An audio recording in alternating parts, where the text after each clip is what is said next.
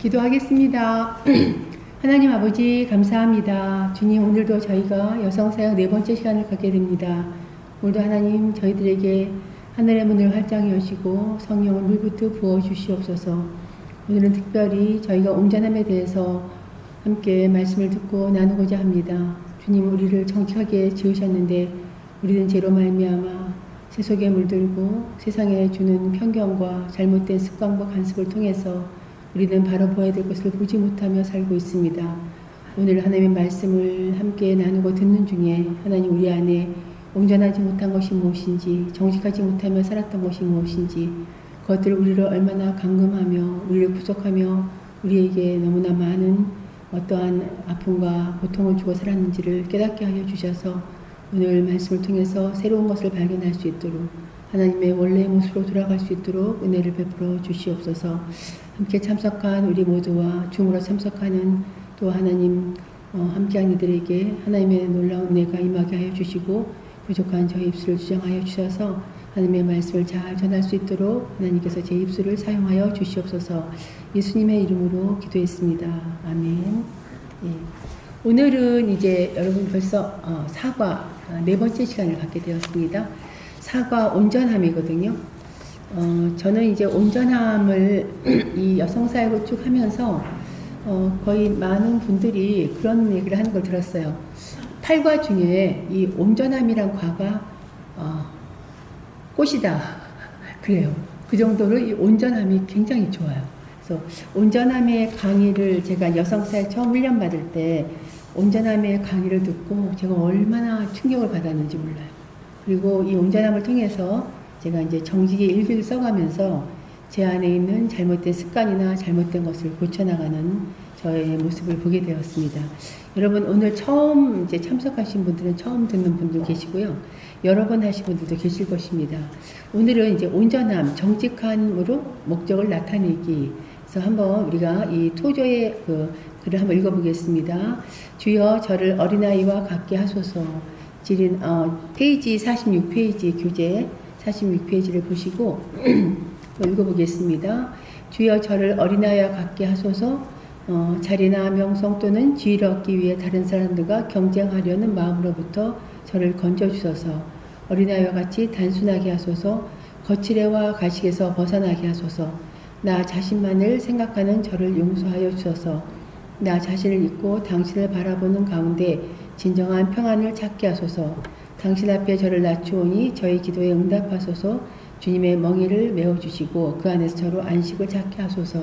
예, 토저의 기도문입니다. 여러분, 정직하다는 것은요, 세상이 말하는 도덕적 수준하고는 틀려요. 오늘 공부하는 정직을 다루는 것은 우리가 도덕적 수준에서 훨씬 더 차원 높은 정직을 공부하게 될 것입니다. 첫 번째 이야기가 나오는데요. 1980년대 중반 레오나 햄즐리는 미국에서 최고의 5성급 호텔을 초회하고 운영하는 사람으로 명성을 얻었다. 그러나 햄즐리의 특출한 서비스 정신과 작은 것 하나까지 놓치지 않은 섬세함은 정말 놀라울 정도였다. 그러나 이런 명성을 얻기까지 상당한 대가가 뒤따랐고 직원들은 너무나 혹사당한 탓에 그녀를 비열함의 여왕이라고 불렀다. 햄즐리가 호텔에 나타났다면 공포가 엄습했다. 어떤 직원은 거의 눈에 띄지도 않는 작은 면지 때문에 해고되기까지 했다. 그러니까 이 여인은 굉장한 탁월한 그런 5성급 호텔을 소유하고 있는 운영하는 탁월한 그런 지도자였습니다. 그래서 많은 사람의 명성을 얻었어요. 근데 그 다음 부분을 보시면 레오나 햄즐리는 직원에게 부당한 대우를 했을 뿐 아니라 정부에 내야 할 세금을 횡령하려 하기도 했다. 자신의 입으로 이런 말까지 했다. 힘없는 사람이나 세금을 내는 것이다. 햄즐리의 이런 거만함과 부적직함은 결국 대가를 치러했다. 그녀는 구속되어 벌금을 물었고 공개적인 망신을 당했다. 이제 그녀가 석방되어 자유의 몸이 되었을지라도 명성과 대중의 존경심은 영원히 잃고 말았다. 그는 정직하지 않은 사람의 전형적인 예가 되었다. 우리가 살아가고 있는 지금 세상에서도 자주 볼 수 있는 이런 것인데요. 아무리 자기가 일을 잘하고 그 분야에서 최고가 된다 해도 이 여인은 세금을 횡령했을 뿐 아니라 정직함을 잃었기 때문에 그 대중으로부터 존경심과 명성까지 다 한꺼번에 잃어버렸다고 합니다. 이것은 정직하지 못했던 것이죠. 온전함의 정의는 이제 솔직함, 완전함, 건전함이라고 되어 있고요. 라틴어로는 전부, 그리고 히브리어로는 올바르고 온전하고 완전하다. 그래서 이것은 이제 나무가 있는데 옹이가 하나도 없는 나무와 같다고 또 말을 해요. 온전함이란 무엇이냐 하면 다시 말해서 진리입니다. 진실할 수 있는 능력이고요. 완벽함이에요. 손상되지 않는 본래의 모습이에요. 우리는 죄로 말미암아 많이 손상됐어요. 여러분의 감정, 여러분의 인격, 모든 것이 손상됐습니다. 그래서 죄로 인해 손상되기 때문에 하나님 앞에 완전할 수가 없어요. 그러니까 우리는 거짓에 속아 살 수밖에 없는, 불행하게 살 수밖에 없는 우리들인데, 하나님께서 우리를 다시 새롭게 하신다고 말씀하셨거든요. 그걸 어떻게 하시냐 하면 손상되지 않는 본래 모습으로 돌아오게 하시는 거예요. 본래 모습. 저는 이것을 처음에 훈련받았을 때 저는 이 말씀 앞에 너무 충격 먹었어요. 본래 모습으로 돌아간다? 가능성이 있겠구나. 본래 모습으로 돌아간다면 내가 어떻게 변화될 것인가 하는 그런 기대감이 굉장히 컸었습니다. 온전함이 무엇이냐면 진리예요. 진실할 수 있는 능력이고, 진리 안에 살 때 우리는 자유로울 수 있습니다. 그 자유가 우리를 정직하게 하고 숨길 것이 없게 된다. 진리는 남들 앞에서 허세를 부리지 않는 것입니다. 진실한 사람들은 정직하고 겸손하여 혼자 있을 때나 사람들 앞에 있을 때 동일한 모습입니다. 여러분, 혼자 있을 때나 다른 사람 앞에 있을 때 내가 동일한 모습인가 한번 살펴보세요. 다른 사람 앞에서는 막 그냥 허세를 부리고 뭔가 하는 것 같은데 나 혼자 있을 때는 안 그래요. 거짓말하고, 그리고 나를 속이고, 그리고 나 혼자 있을 때 하는 생각들은 옳지 못한 것들. 이럴 때 우리는 행복하지 않습니다. 행복하지 않아요. 그래서 예수님은 진리를 알지니 진리가 너희를 자유케 하리라 라고 써주셨어요. 하나님의 진리는 우리를 자유케 하며 그분의 창조하신 본연의 모습이 되도록 하는데, 이것이 이제 우리로 하여금 두려움에서 자유케 하고요. 그래서 우리를 죽음을 택하는, 죽음에서까지도 자유케 할 수 있습니다. 그래서 죽음을 택하는 순교자들이 생명과 죽음에서 자유한 자다고 보여주죠. 진정한 자유를 얻은 것이고요. 온전함의 반대말은 부정직과 거짓입니다. 부정직은 우리를 감금하게 될 것이고, 왜냐하면 계속 숨겨야 되거든요. 한 번 거짓말을 하지만 그것이 또 거짓말에 거짓말 났기 때문에 정직하지 못하면 계속 숨겨야 돼요. 머리가 되게 좋아야 돼요. 안 그러면 또 거짓말하고 뚱뚱하거든요. 그러니까 엉뚱한데 머리 쓰느라고 만드는 에너지가 다 빠지게 된단 말이에요. 그리고 당신을 방어하게 되며 자연스럽게 행동할 수 없게 된다는 것입니다. 정직을 잃은 것은 영혼을 잃는 것이고, 정직하지 않고는 주님과 관계에서 성장할 수 없어요. 또한 지도자로서 영향력도 잃게 될 수밖에 없습니다. 온전함은 실질적인 문제인데요. 우리가 어떤 말을 하느냐가 아니라 우리가 어떤 사람이냐가 문제인 것인데, 국제 복음의 빛 창시자인 헨리에타 미어지는요, 이렇게 말했습니다. 당신의 말은 적은 것을 가르칠 수 있습니다. 그러나 당신의 됨됨이는 많은 것을 가르칠 수 있습니다. 다른 사람 앞에서 정직하게 행하기 전에 먼저 자기 자신 앞에서 정직하게 행하는 법을 배워야 됩니다. 그래서 우리가 자신 앞에서 정직하게 하는 것을 배워야 한다, 이렇게 말씀하셨어요. 우리가 이제 낮은 수준의 온전함이 있어요. 부도덕을 치료하는 방법 중에 다른 사람에게 삶에 비친 그의 모습이 얼마나 추한지를 이제 봄으로 치료하는 방법이 있는데, 이제 영국의 그 텔레비전 체면 차리기에 이제 그런 해학적인 시리즈의 한 면을 이제 이 저자는 적어놨는데요. 여기 보시면 이제 주인공, 영국의 중산층인 주인공 이제 리차드 하이신스 부켓이라는 사람이 상류층 행세를 하며 돌아다니는 거예요. 이 부부는 친구들과 이웃에게 비웃음거리가 되었고, 그녀를 아는 사람들은 뒤에서 그녀를 바켓이라고 부르지만 하이신스는 항상 자신의 이름을 부케라고 발음한다. 하이신스는 남보다 우월한 척하는 사람들 때문에 우리 같은 진짜 상류층 욕먹는 거라고 라는 말을 자주 한다고 해요. 그리고 터무니없이 비싼 물건 값을 물을 때 이제 주위 사람을 들으라고 이제 소리를 쳐서 말하기도 하고요. 이렇게 해서 남편의 이제 분통을 터뜨리게 하는데, 이렇게 우리가 이제 헛된 그런 우리의 그런 모습들, 그런 낮은 온전함의 수준, 이런 그런 모습을 이제 보여주는데, 우리가 여기서 보면요, 부정직과 가식은 쉽지 않은 문제인데 그것은 우리의 삶 속에 이제 소리 없이 스며들게 되는 것입니다. 그래서 지도자로서 신뢰를 얻기 위해서는 항상 자신의 부정직을 징시할 준비가 되어 있어서 부정직이 우리의 가치관과 삶에 스며들지 않도록 해야 된다고 말하고 있습니다. 시간을 내어서 우리가 이제 자신을 살펴보는데요. 뒷페이지 48페이지를 보시면 이제 기만적인 행위가 있어요. 이성에게 보이려고 유혹적인 옷을 입거나 행동하는 것, 뭐 험담하는 것, 분수에 지나치게 사는 것, 과장된 말과 거짓말하는 것, 배우자에게 비밀이 있는 것, 권위를 손상시키는 것, 기만적인 행위고요. 잘못된 동기는 부도덕적인 관심을 끌려고 하는 것, 무관심, 심술궂은 것, 시기, 질투, 경쟁하는 것, 또 다른 사람에게 큰 인상을 심어주려고 하는 욕구도 있고요. 인정받아야 돼 하는 욕구도 있고, 이기적인 욕심, 또 순종하기를 거절하는 마음이 있습니다. 이런 것들이 이제 기만적인 행위와 잘못된 동기가 있죠. 누구나 다 이런 것 조금씩 있어요. 근데 우리 안에 이제 이런 것들이 어느 정도까지 있는가 한번 살펴보시고, 이것들이 우리 안에 있어서 우리가 얼마나 우리의 삶에 많은 것들을 빼앗기고 있는지를 한번 보셨으면 좋겠습니다. 한 여인이 정직을 이런 대가인데요. 이제 메리라는 여인인데 이 여인은 카리스마가 넘쳐요. 그런데 이 여인이 자기의 미모를 이용해서 욕망을 채우죠. 그래서 잘생긴 배우와 데이트하고 또 이렇게 교제를 하면서 또 거절하기 시작하고, 그로 인해서 또 다른 사람으로부터 자기도 거절을 당하고, 이렇게 해서 이제 끊임없이 이런 일을 하면서 그런 이성을과 장난삼아 즐기는 것에 대해서 이제 대가를 지불하는 이런 이제 예화가 나와 있습니다. 이 실화의 교훈은 무엇이냐 하면, 온전함에 있어서 타협하지 말고 원하는 것을 쉽게 얻으려고 하지 말라. 그렇지 않으면 많은 대가를 치를 뿐 아니라 당신의 목표도 이루지 못할 것이다. 우리가 지금 살아가는 우리의 세상은요, 온전함에 있어서 타협하지 않아야 되는데 우리는 너무나 쉽게 무엇을 얻으려고 하기 때문에 그것이 지금 당장은 좋아 보이지만 반드시 우린 거기에 대해서 대가를 지불해야 될 때가 반드시 오게 될 것입니다. 그래서 우리는 지난주에도 말씀드렸지만 솜사탕 같은 인생을 살려는 안 돼요. 농장의 법칙으로 꾸준히 노력하고 훈련하는 삶을 살아야 됩니다. 그렇다면 어떻게 온전함을 쌓아야 되는가? 날마다 온전함을 세워야 되는데, 존 맥스웰은 그에 져서 리더십 이제 21가지 불변의 법칙에서 이렇게 말을 했어요. 그 리더십은 매일매일 발전해내는 것이지 하루아침에 되는 것은 아니다 라고 말했습니다. 동일한 법칙이 온전함에 적용된다는 것입니다.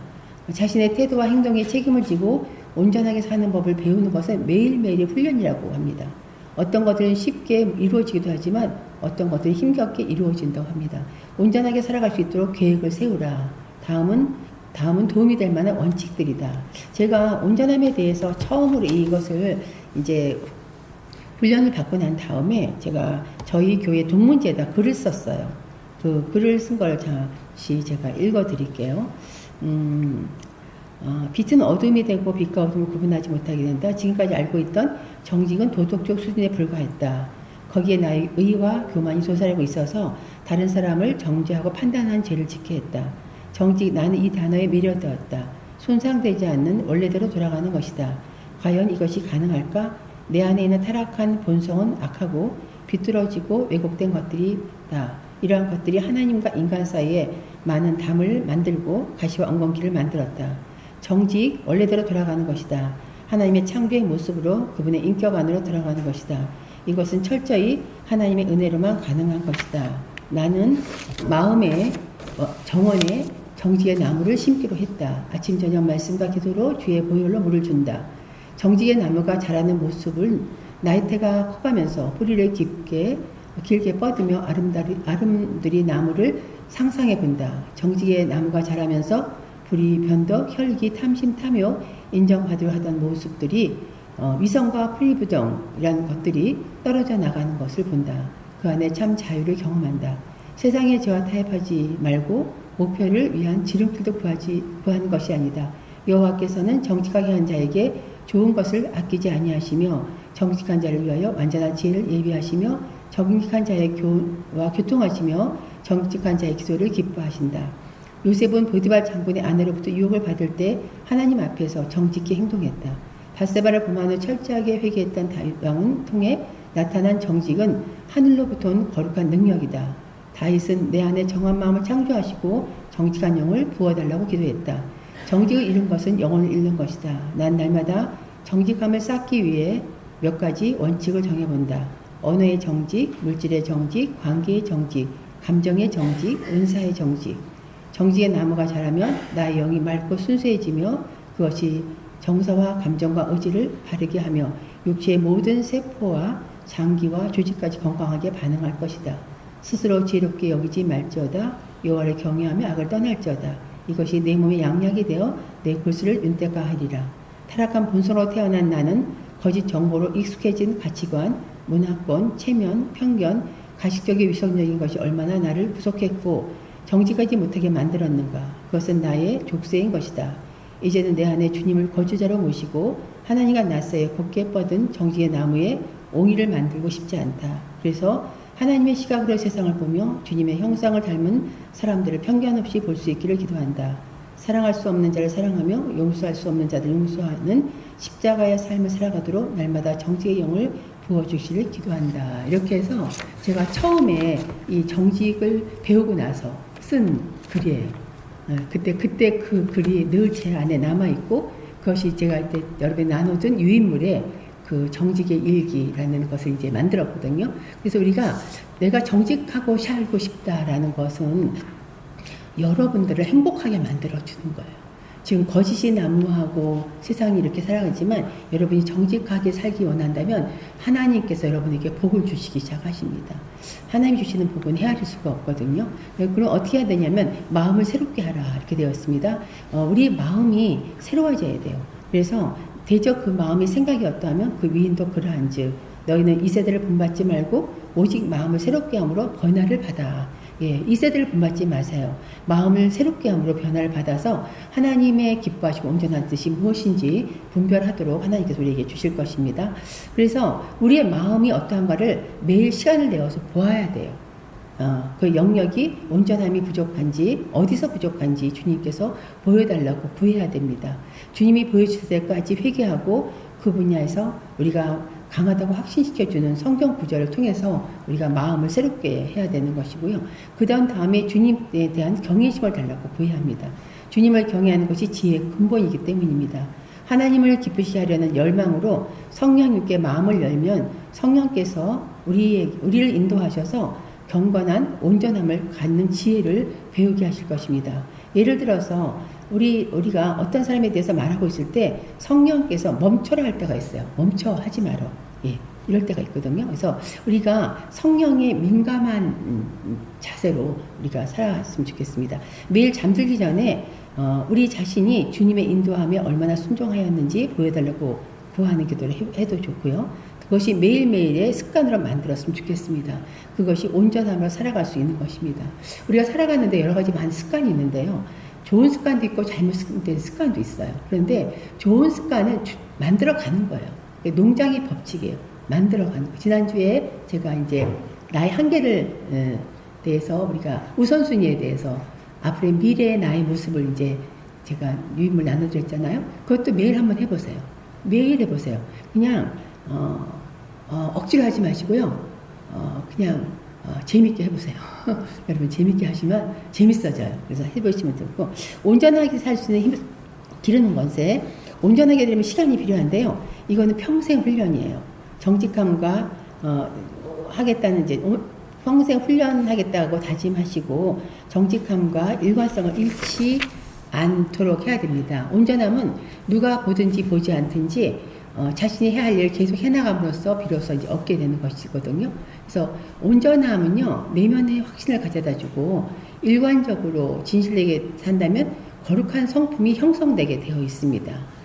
그래서 여기 이제 캐서린 쿨만이라는 여성이 있었어요. 70년대, 80년대 엄청난 이 여성이 기적적인 삶을 살았고 많은 사람들을 치유하는 엄청난 일을 하신 분인데 우리 한국에도 오셨었어요. 근데 이분이 이제 그 많은 정말 하나님의 임재가 눈에 보일 정도로 그 정도로 막 그 귀머거리가 막 청력을 찾기도 하고 막 갑작스러워 무력이 줄어들기도 하고 뭐 그런 놀라운 역사도 일어났는데 이번에 가장 중요한 것은 뭐냐 하면 이제 그렇게 물어봤다고 하잖아요. 캐서린 쿨만 여사에게 어떻게 하면 이렇게 살아갈 수 있습니까?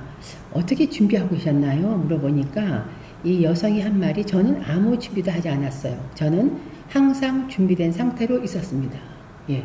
항상 준비된 상태. 우리가 항상 준비하고 있을 때 하나님이 쓰시는 거예요. 여러분 아무 때나 쓰지 않아요. 항상 준비하면 하나님이 준비된 사람을 쓰시려고 하늘에서 보고 계세요. 그래서 그런 사람을 쓰시기 때문에 항상 준비해야 된다는 것이고요. 그 다음에 또 보시면은 온전함은 지금 우리가 살고 있는 시대에 참패했습니다. 매일 밤 뉴스에서 우리가 그것을 볼 수 있습니다. 심지어 종교인들까지도 스캔들의 한 몫을 하고 있습니다. 어쨌든 간에 우리 크리스천들이 영적 감각은 세상의 각종 소리와 화려함에 의해 무감각해졌습니다. 그래서 복음에 일치하는 삶을 살아가고자 추구하는 것이 어렵게 되었습니다. 우리가 이제 세상에 살아가는데 많은 그런 것들에 우리가 화려함에 그리고 세상의 각종 소리에 우리가 무감각해졌다는 것이죠. 그래서 우리는 다시 양심이 살아나야 돼요. 거룩해져요. 우리 안에 진실한 거룩한 영이 그리고 정직한 영으로 새로워져야 된다는 것이죠. 온전함은 진실된 것이며 진실을 따라 사는 능력입니다. 그래서 다른 사람에게 정직하기 위해서 먼저 자기 자신에게 정직해야 된다는 것이고요. 온전함은 지도자로서 신뢰를 안겨주는 것이고 온전함의 부족은 기만적인 행위를 거듭하는 것으로 이어지게 됩니다. 온전함은 다음으로 얻을 수 있습니다.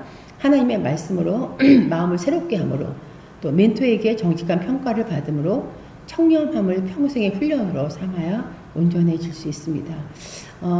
이런 것들이 우리가 살아가는 세상 속에 부정직한 사람들 그리고 거짓을 일삼는 사람들 그리고 한탕주의자들 이런 사람들의 그 성공하는 모습을 보면서 저 사람들이 성공하는데 나는 언제 저렇게 이런 세상에 온전하고 정직하게 산다면 어떻게 따라갈 수 있을까라고 우리가 이제 의구심을 가질 때도 있고 시편 기자도 그런 악을 행하는 자들에게 불평하는 목소리를 낸 이제 말씀이 있어요. 시편 37편을 보시면 근데 하나님께서 그 37편을 쭉 보시면 그들의 결과가 나타날 것이다 이렇게 말씀하세요. 우리가 하나님이 우리를 보고 계시고요. 하나님이 우리의 옳고 그름을 보고 계신다는 것에 초점을 맞추시면 돼요. 그래서 느리게 가지만 하나님은 분명히 온전하고 정직한 사람을 쓰십니다. 귀하고 존귀한 자리에 쓰셔요. 그러니까 우리는 세상의 어떤 그런 것에 마음을 빼앗기지 말고 편법을 쓰지 말고 미련한 것 같지만 정직하게 살아가는 법을 배우는 것이 가장 중요하다고 생각합니다. 그래서 그렇다면은 이제 경영 전문가인 피터 드리컨 이런 말을 했어요. 명석한 것과 신뢰를 얻는 것과의 차이점은 다음과 같다. 영향력을 끼치는 지도자가 되기 위해서 마지막 조건은 신뢰라는 것입니다. 명석한 사람들이 신뢰를 잃어버리고 정직하지 않을 때 얼마나 많은 사람들이 무너지는지 몰라요. 그래서 신뢰를 얻지 못하면 따른 자가 없을 것이다. 리더는 누구냐면요. 그를 따른 사람이 있을 때 쓰는 말이거든요. 그래서 리더를 신뢰하는 데 있어서 리더에게 모든 것을 동의할 필요는 없지만 다만 전통적으로 온전함이라고 부르는 것에 대한 확신으로 리더를 신뢰하는 것입니다. 그래서 리더십의 영향력은 명석함을 기본으로 하지 않고 그것은 주로 일관성을 기초로 세워진다고 이렇게 말하고 있습니다. 우리의 삶 속에 일관성이 있는지 없는지 우리 한번 살펴보았으면 좋겠습니다. 당신을 잘 아는 사람에게 당신은 어느 분야에서 일관되고 어느 분야에서 일관되지 않는지 물어보라. 일관되지 않는 부분을 훈련하기로 하고 다른 사람에게 당신의 책임감을 갖고 훈련하도록 체크해달라고 하라 이렇게 말하고 있어요. 우리가 가장 잘 아는 여러분을 멘토로 삼았으면 좋겠어요. 나에게 대해서 정직하게 말해줄 수 있는 멘토가 필요합니다. 근데 이런 좋은 멘토의 말을 여러분이 잘 들었으면 좋겠어요. 저는 그런 멘토가 가족이면 참 좋겠어요. 저희 딸이 저희 여성사역을 좀 같이 하는데 되게 막 지적질을 좀 하고 있는데 이제 아주 옳은 말이에요. 틀린 말은 아니에요. 틀린 말도 아니고 엄마 그거는 안 했으면 좋겠어요. 그거는 자랑같이 들려요. 왜? 자랑이야? 엄마 주어를 바꾸세요. 내가라는 말을 바꾸세요. 내가 한다면 자랑하는 것이고 하나님이 나를 통해 사셨습니다 하면 자랑이 아니라는 거예요. 그래서 내가 한다는 말을 하지 말고 자랑하지 마세요 라는 말을 할 때 내가 자랑했나? 라는 들어요. 제가 내가 자랑했어? 누가 저한테 말해주겠어요. 사모님 자랑하지 마세요. 그럼 제가 얼마나 마음이 상했어요. 근데 제가 진짜 처음에 그 한양교회에 있을 때요. 제가 이제 성경 공부를 처음 시작했어요. 그때 몇 분 안 되는데 7단계로 성경 공부 시작했는데 저는 그때 그냥 제가 간증을 했을 뿐이에요. 저 은행 다닐 때 이렇게 복음도 전하고 이렇게 성교에 전도했습니다 라는 말을 했는데 그 다음 주인데 그분이 저희 목사님도 계시는데 어떤 말을 했냐면 지난주에 성경 공부 좋았는데요. 사모님 자기 자랑 많이 했어. 진짜 진짜요? 진짜 와 정말 얼마나 충격을 먹었는지 사모님 자랑이었어요. 근데 제가 너무너무 충격을 먹어가지고 그 말이 지금까지도 제가 그분한테 너무너무 감사해요. 제가 그때는 그분한테 진짜 정말 창피하고 지구멍이면 들어가고 싶었는데 그분이 이렇게 지적을 해줬을 때 내가 이게 있을 때 이렇게 들을 수 있는 사람도 있겠구나 라고 제가 충격을 먹고 그 다음부터는 굉장히 그분 생각을 많이 했어요. 그분은 저한테 좋은 멘토였어요. 지금 그래서 이제 여러분들이 좋은 멘토가 있어야 돼요. 누군가의 말을 들을 줄 알아야 돼요. 진심으로 내가 하는 행동이 잘못됐다고 말해주시는 사람이 있는가? 그렇다면 그런 말을 들을 수 있는가? 네. 그래서 성숙한 그리스도인에게 잘 해줄 수 있는 그런 관계감이 이어진다면 여러분과 저는 아마 하나님께서 계속해서 아름답게 쓰실 것 같아요. 그래서 제가 이제 여러분에게 이제 정직은 굉장히 중요한데요. 제가 한 예화를 한번 읽어드릴게요. 우리가 잘 아는 링컨, 그죠? 링컨이 대통령이 되기 전에 일리노이주의 작은 도시에서 우체국장으로 일을 했습니다. 어느 날 우체국이 문을 닫게 되어 공금 $20를 보관하게 되었습니다. 몇 년이 지난 후 한 직원이 $20를 요구하자 링컨은 낡은 주머니 속에서 $20를 꺼내 그에게 주었습니다. 그러니까 정직한 삶, 그러니까 바른 삶이죠. 그걸 보관했다가 주는. 그리고 어떤 이제 엄마가 쓴 글인데요. 나와 아들 사이에 교통하신 하나님이라는 예화인데요. 내 아들이 초등학교 4학년이었을 때 일입니다.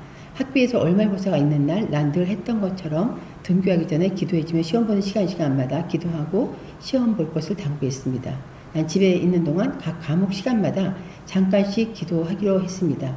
첫째 시간이 의뢰의 국어 시험이기에 평소대로 기도를 시작했으나 웬일인지 지금까지와는 다른 기도를 하고 있었습니다. 주님,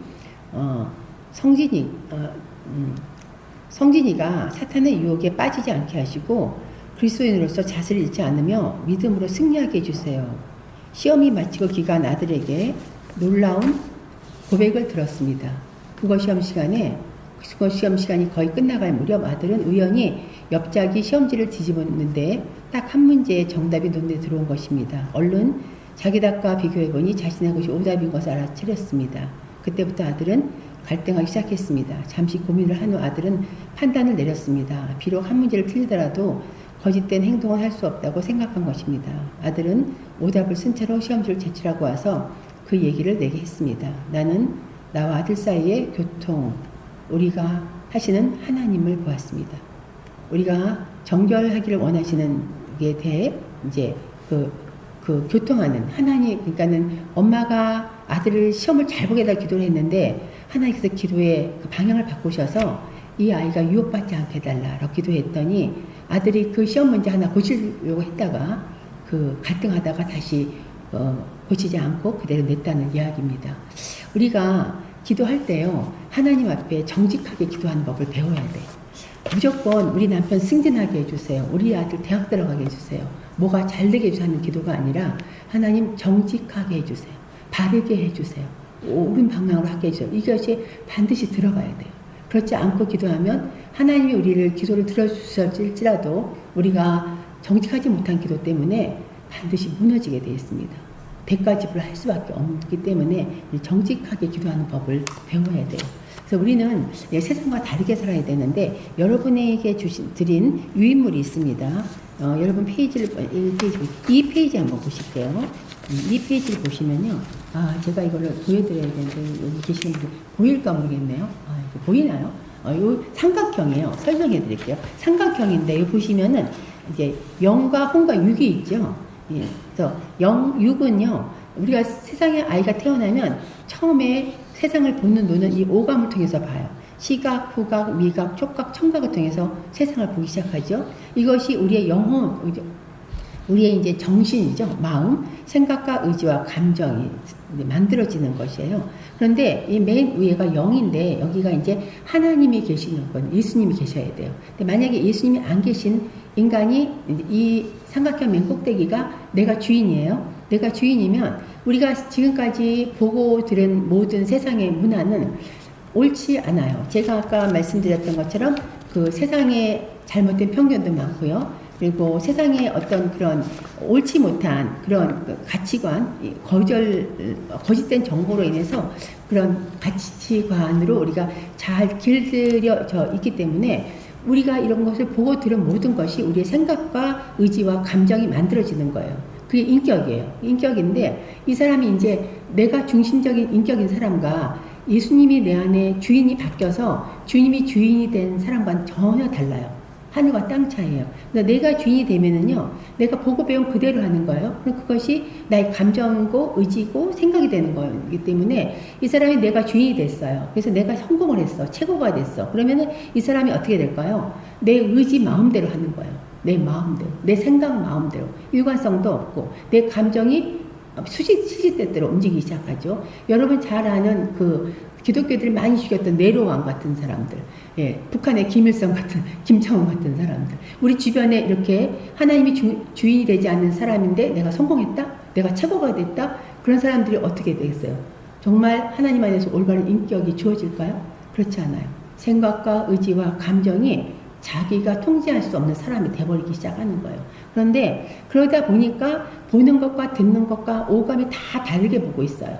예, 자기 편견대로 보고 자기 생각대로 보고 그 세상 방법대로 보기 시작하거든요. 근데 우리가 여기서 이제 바뀌어지는 게 뭐냐면 그리스도 안에 새로운 피조물이 되는 거예요. 먼저 영부터 고쳐져야 돼. 우리 영혼이 잘된 같이 범사가 잘 되고 강건해진다. 영혼이 치유가 되는 거예요. 하나님이 우리 마음의 중심에 왕으로 계시고 주인으로 계시면 하나님이 우리 마음의 중심에 오셔서 우리에게 말씀으로 고쳐주시면 우리의 생각과 의지와 감정이 달라지죠. 바르게 일관성 있는 감정, 막 춤추던 감정들이 바로 온전한 슬플 때 슬프고 기쁠 때 기쁘고 좋을 때 좋고 좋은 감정이 만들어지고요. 의지가 내 마음대로가 아니에요. 하나님 주신 의지대로 일관성에 살게 되고요. 생각이 복잡한 생각이 없어져요. 하나님이 주신 거룩한 생각대로 되기 때문에 그렇게 되면 우리가 어떻게 될까요? 보는 게 달라져요. 듣는 게 달라지고요. 생각하는 게 달라지기 시작을 해요. 그러면 이제 그 다음에 이제 여러분 페이지 보시면은 D페이지가 있어요. D페이지 보시면 여기에 다림줄이 있거든요. 여기 양쪽에 벽이 있고 가운데 줄이 있는데 가운데 줄이 다림줄인데요. 이 가운데 줄이 하나님 중심이에요. 그런데 권위자가 있는데 이 권위자가 세상에 태어나자마자 제일 먼저 만나는 권위자가 부모예요. 그 다음에 자라면서 학교 선생님도 될 수 있고 직장의 상사도 될 수 있고요. 교회 영적 지도자도 될 수 있어요. 근데 이 권위자는 온전하지 않기 때문에 우리한테 온전하게 해줄 수는 없어요. 그렇기 때문에 우리는 이 잘못된 권위자, 그죠? 부모도 온전하지 못하기 때문에 우리의 그런 권위자로부터 받는 상처가 우리 마음의 벽이에요. 이 벽이 이제 이렇게 벽이 쌓이는데 이 벽들에 이제 보시면 약한 사람들은 거절이라는 벽이 쌓이고요. 또 강한 사람은 반항이라는 벽이 쌓이는데 강한 사람들 일그러진 영웅 아시죠? 적개심, 자만심, 뭐 복잡한 궤변, 심적의 고조와 저조, 우월감, 경쟁심, 굴림, 확고함, 교정, 고집, 가르침받기 싫어함, 망상, 쓴뿌리, 비판적, 지배욕, 소유욕. 그래서 이런 사람들은 이제 심하면 남을 죽이고 이렇게 되고 약한 사람들은 슬픔과 자기 연민, 증오, 우울, 무관심, 열등감, 불안정, 실패, 죄책감, 힘의 죽어감, 절망, 낙심, 꺼져감. 그래서 스스로 자살하는 이런 쪽으로 나가거든요. 그러면 우리가 아까 조금 전에 봤던 삼각형의 그 그림을 보시면 예수님이 내 안에 있지 않은 사람들의 이 보고드리는 모든 것들, 그리고 지금까지 살아오면서 우리 안에 이렇게 세워진 이 벽들이 잘못 세워졌을 때, 이것이 이제 생각과 감정과 의지를 우리 이제 만들어지게 되면, 이제 강한 사람은 이제 자만심이 생기고 경쟁심 생기고 군림하고 조종하고 이렇게 되죠. 약한 사람들은 자기 연민, 무관심, 열등감이 빠지기 시작한단 말이에요. 그래서 우리는 이것으로부터 우리가 자유케 되기 위해서는 반드시 예수 그리스도를 내 마음의 중심에 모셔야 돼요. 그래서 이제 어떻게 변해야 될 것인가, 앞장을 한번 보세요. 맨 앞장을 보시면은 지금까지 내가 알고 있는 정직과 하나님의 가지고 본 정직의 차이는 무엇일까 한번 이제 조회해서 나눠보시면 좋고요. 그럼 어떤 분야가 부족한지를 이제 하나하나 좀 말씀드릴게요. 첫 번째, 언어입니다. 여러분, 언어는요, 인간만이 말을 할 수 있어요. 우리가 언어가 처음에 사단이, 그러니까는 뱀이 하와를 이제 이제 속여서 이제 그 선악과를 따먹었잖아요. 이거는 절대 진리를 절대 거짓으로 바꿔버린 거예요. 바꾼데 아주 간단해요. 이걸 먹으라고 했느냐 했을 때 하나님은 먹으면 죽는다 그랬는데 죽지 않는다. 죽지 않을 것이다. 이렇게 해서 말을 약간 바꿉니다. 약간 바꿨는데 그 결과가 엄청난 결과가 된 거예요. 여러분, 우리 언어가 정직하지 않으면 우리는 이 말을 한 데 있어서 얼마나 많은 말을 하고 사는지 몰라요. 여러분이 한 말을 여러분이 녹음해서 들어보세요. 하루에 거짓말 수도 없이 많이 해요. 내가 나한테도 거짓말하고 애들한테도 거짓말하고 많이 거짓말해요. 거짓말이 엄청 많아요. 그래서 우리가 거짓말을 내가 하는 말에 내가 정직하게 말하고 있는가 한번. 그래서 아이들한테 말할 때도 내가 부정적인 말을 하느냐, 긍정적인 말을 하는가, 칭찬하는가, 비난하는가, 아니면 사람들하는 관계 속에도 칭찬하고 비난하고 시기하고 질투하는 게 일상이 돼버리면 안 되죠. 그죠? 어쩌다 할 수는 있지만 이것이 일상이 된다. 그럼 큰일 나는 거예요, 이거는. 그죠? 그리고 그 다음에 이제 보는 것입니다. 여러분, 보는 것이 회복이 되면요, 하나님의 형상으로 사람이 보여져요. 네. 저 사람, 내가 가지고 있는 편견, 내가 가지고 있는 잣대로 사람을 보는 게 아니에요. 내가 가지고 있는 편견과 잣대로 보면은 내 마음에 안 들어요. 그런데 성령이 내 마음에 오셔서 나를 고치신 하나님을 보게 되면 다른 사람도 고칠 수 있으시겠구나라는 거 보여져서 다른 사람을 보는 눈이 달라지기 시작합니다. 그러면은 상대방은 안 바뀔 수 있어요. 뭐 하루아침에 바뀌진 않아요. 그런데 안 바뀔 수 있지만 내가 바뀌어요. 내가 바뀌니까 내가 행복한 거예요. 내가 매일매일 내가 성장하는 걸 볼 수가 있어요. 어제보다 오늘이 달라지고 있구나. 그래서 달라지고요. 듣는 것이 달라집니다. 듣는 것은요, 우리가 많은 것을 들어요. 그죠? 세상에 많은 소리도 듣고 다른 사람의 얘기도 들어요. 누구의 험담도 듣고 누구가 이간질하는 것도 들어요. 그런데 우리가 이걸 들었을 때 정확하게 성령이 내 마음속에 그것을 다르게 고쳐서 듣게 하실 때가 있어요.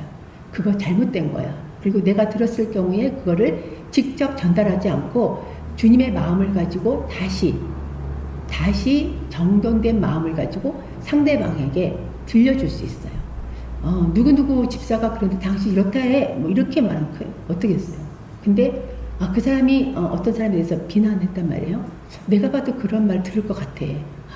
저 사람이 하는 게 그런 말 들을 수 있겠구나. 그러면은 그걸 그대로 전하면 안 되겠죠. 주님, 이런 말을 제가 들었는데 주님, 제가 이 말을 어떻게 전해야 된다면 어떻게 해야 될까요? 라든가. 그래서 여러분이 이제 보는 것이 달라지기 시작하고요. 듣는 것이 달라지기 시작을 해요. 이게 시작만 되면은 이게 이제 쭉 뻗어나가요. 쭉 뻗어나가서 이게 이제 지경이 넓어지기 시작을 해요. 보는 시야가 세상으로 보는 게 아니라 하나님의 주신 시야로 보면은요, 많은 것이 보여져요. 상대방이 아픈 것도 보여지고요. 슬픈 것도 보여지고요. 상대방이 가지고 있는 어떤 그 좌절, 낙담하는 눈빛만 봐도 알아요. 눈빛만 봐도 아프겠구나, 슬프겠구나, 지금의 상태가 안 좋겠구나 보여져요. 여러분, 이거 훈련하시면 굉장히 좋아요. 듣는 훈련도 그렇게 하시면 돼요. 아이들도 여러분 듣는 훈련 잘 하시면은 이 아이가 왜 속상해서 이러는지를 알아줘요. 자동적으로. 그리고 이 아이가 왜 뭐가 잘못되는지를 하나님이 알게 해주신다는 것이죠. 더 저가 다 하는 건 아니에요. 저도 계속 배우고 있는 중이고요. 물질도 여러분 진짜 지난주 목사님이 이제 설교 말씀 중에 하셨잖아요. 내 자식만 잘 키우는 것이 아니라 우리가 많은 버는 수입 중에 남을 위해서 도울 수 있는. 그래서 이 물질도 잘 쓸 수 있어요. 나만 쓰는 것이 아니라 다른 사람과 함께 나누며 쓸 수 있는, 이거는요 많아서 잘 쓰고 적어서 못 쓰는 게 아니에요. 마음이에요. 제가 볼 땐 마음이에요. 제가 이 목회 한 40년 해보니까 마음이 그나마 정말 잘했어요. 많아서 쓰는 사람 아니에요. 내 마음의 중심이 가난한 사람들에게 마음이 있어. 어려운 사람에게 마음이 가요. 그러면은 주머니에서 돈이 나와요. 돈이 많고 적고를 떠나서 자기 정성껏 하는 사람들을 봤어요. 여러분, 이래서 우리의 물질이 내 것이 아닙니다. 있다가도 없어지는 거기 때문에 있을 때 여러분 충분히 정말 콩 한 쪽 나눠 먹는 마음으로 나누는 삶을 사신다면 여러분의 안에 하나님이 물질을 주세요. 왜냐하면 잘 쓰잖아요. 잘 쓰는데 왜 안 주시겠어요? 움켜쥐니까 안 주시죠. 잘 쓰기 때문에 저는 하나님 부의 이동을 해주세요.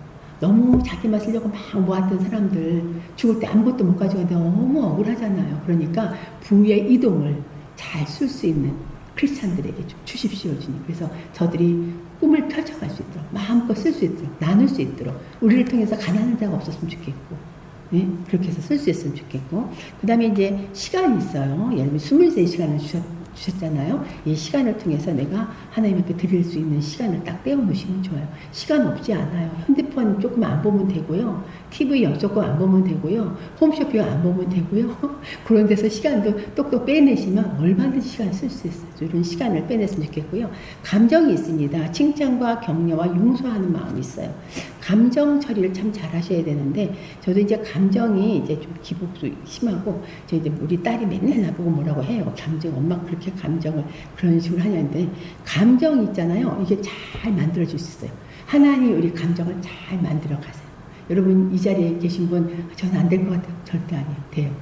100% 돼요. 네. 그러니까는 처음부터 잘 되진 않는데, 달라지기 시작을 해요. 달라지도록 하나님이 도와주세요, 그냥. 하나님이 우리가 불쌍해서 도와주세요.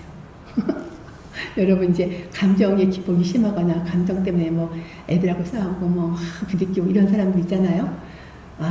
그럴 때 이제 감정이 무너졌어요. 슬퍼요. 막 속상해요. 막 화가 나요. 내가 이것뿐이 안 돼. 내일 나가 이것뿐이 안 되는 거야. 막 화가 나잖아요. 그때 가장 가까이 있는 주님을 만나세요.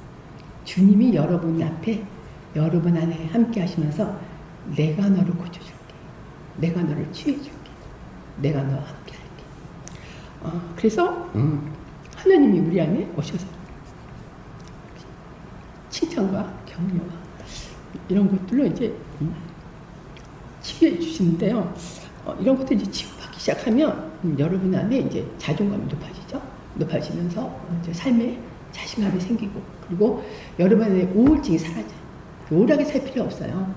사람은 실수하면서 넘어지고 사는 거지, 어떤 사람이 완벽하겠어요. 그건 거짓말이에요. 완벽한 사람 하나도 없어요. 탈탈 털어보세요. 어디 완벽한가. 다 불완전한 사람이 살아가기 때문에 이런 것을 통해서 하나님이 우리를 고치기 시작을 하는데, 고쳐주기 시작하죠. 그래서 여러분의 이제 그리스도 마음이 내 안에 들어오고 주님이 나를 새롭게 만들기 시작할 때 하나님이 만든 감정이 있습니다. 아이들도 마찬가지예요. 울 때 울게 놔두세요. 슬플 때 슬프게 놔두세요. 네.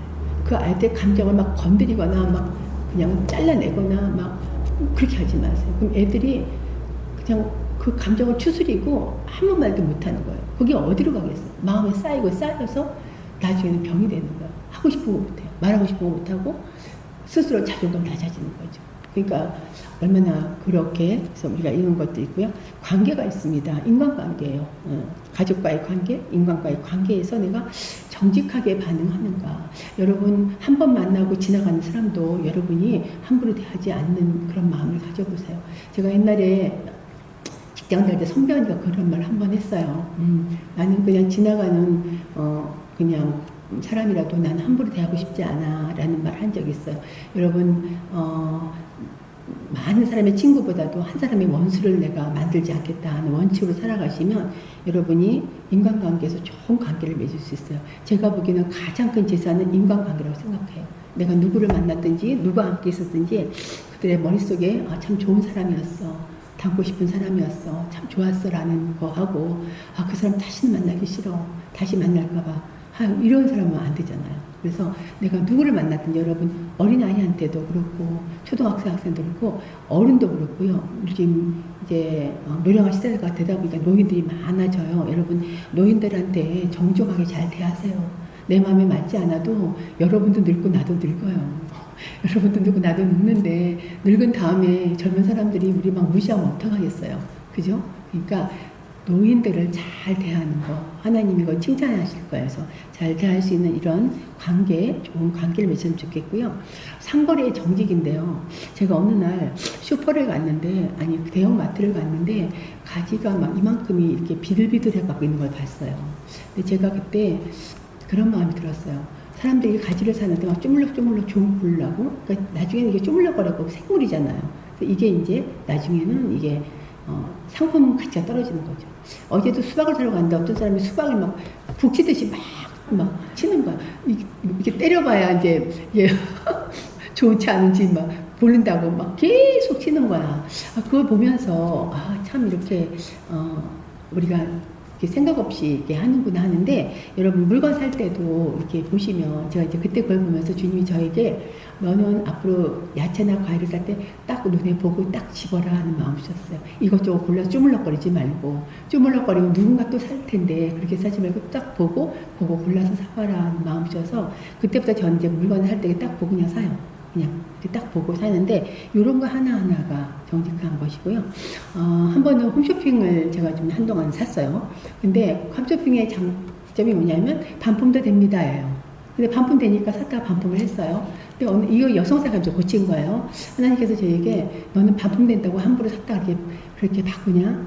그 반품돼서 바꾸는 거는 나중에 알았는데 반품돼서 바꾸면 그것을 판 사람이 손해를 보는 거래요. 홈쇼핑에 손해 보는 게 아니라 그 물건을 그러니까 상품을 팔려고 내놓은 사람이 회사가, 그러니까는 그 사람이 이제 손해를 본다는 걸 알았고, 그 다음에는 아무리 반품도 좋지만 그거 반품 왔다 갔다 하면서 기름값 들고 차 갔다 가서 교통 체증에 그럴 수 있느냐라는 마음을 주셔서 제가 그 다음부터는 반품을 안 하기로, 난 이제 홈쇼핑에서 내가 반품해도 되니까 사야지 하는 생각을 버려야 되겠다. 그리고 이제 요즘 거의 안 보니까 안 사는데, 이런 사소한 것까지도 하나님께서 우리에게 정직이 마음에 들어오면 사소한 것이 해결돼요. 여러분 이제 그 다음에 하나 제가 했는데, 교통법규 같은 것도 이제 신호등이 있으면 아무도 안 지나가지만 그래도 지키고 이렇게 지나간다면 나를 보호하는 것이고요. 또 하나님께서 주신 자연을 사랑하기를 넣었는데요. 이게 우리가 이제 재활용 분류 잘하는 거, 그리고 뭐 이게 플라스틱에 뭐 붙은 거 떼내는 거 하나하나 떼내면 돼요. 저 교회에서 생수 먹고 나면 반드시 가위로 이거 딱 떼서 그 다음에 쓰레기 버리고 그거는 다시 버리거든요. 하나하나 다 그냥 버리면, 그래서 그런 거 하나하나 우리가 신경을 좀 써서 하면은 좀 좋을 것 같아요.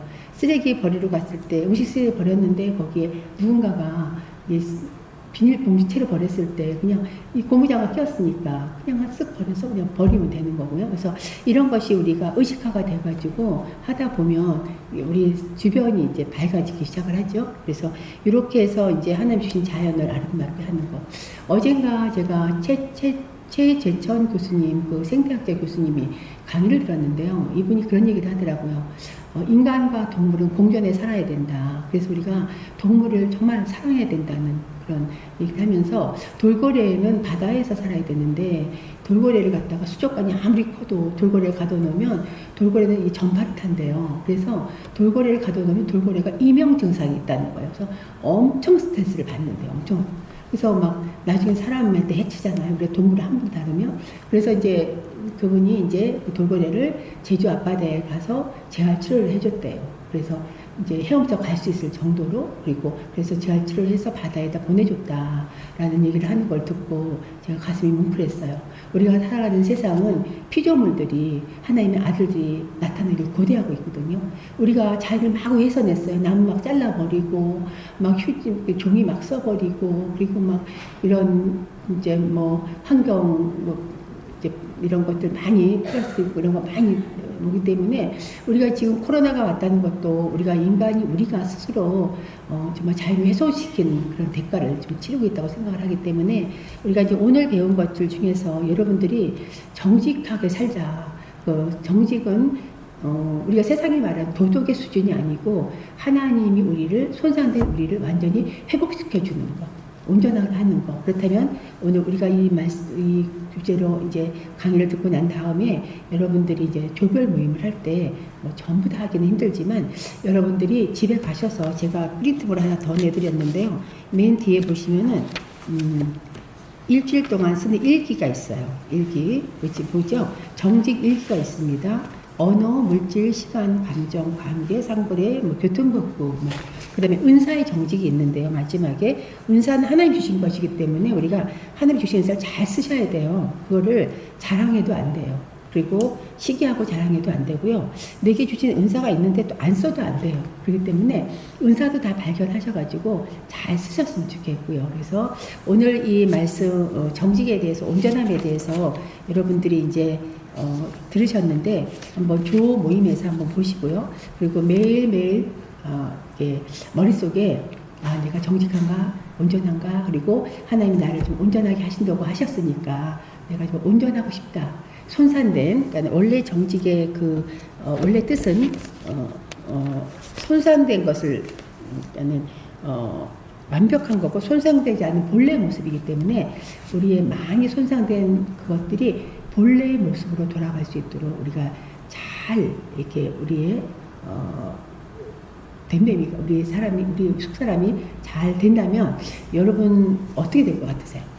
여러분이 달라지면 여러분 자녀가 달라져요. 자녀가 달라지면 여러분의 자녀들 친구들이 달라지고요. 그래서 저는 이게 우리만 할 게 아니라 청소년한테도 하고 싶다라는 생각 들어봤고 청년들도 했으면 좋겠다.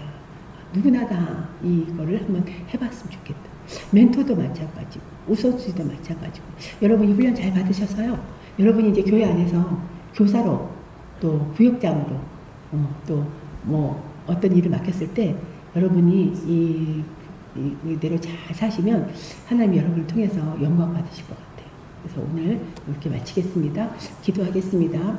하나님 아버지 감사합니다. 오늘 우리는 온전함에 대해서 배웠습니다.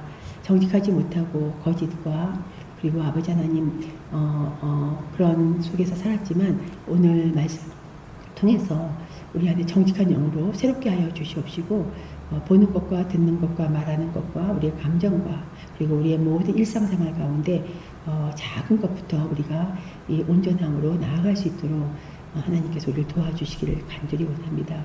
또한 하나님 우리를 도와주고 싶어 하지만 우리가 또한 이것을 원하지 않는다면 우리는 또 이런 좋은 이런 훈련을 통해서 우리 자신의 성장을 막을 수 있으니 하나님 우리의 마음을 활짝 열고 조별 모임을 통해서 풍성한 나눔이 있게 하여 주시기를 간절히 기도합니다. 예수님의 이름으로 기도했습니다. 아멘. 감사합니다.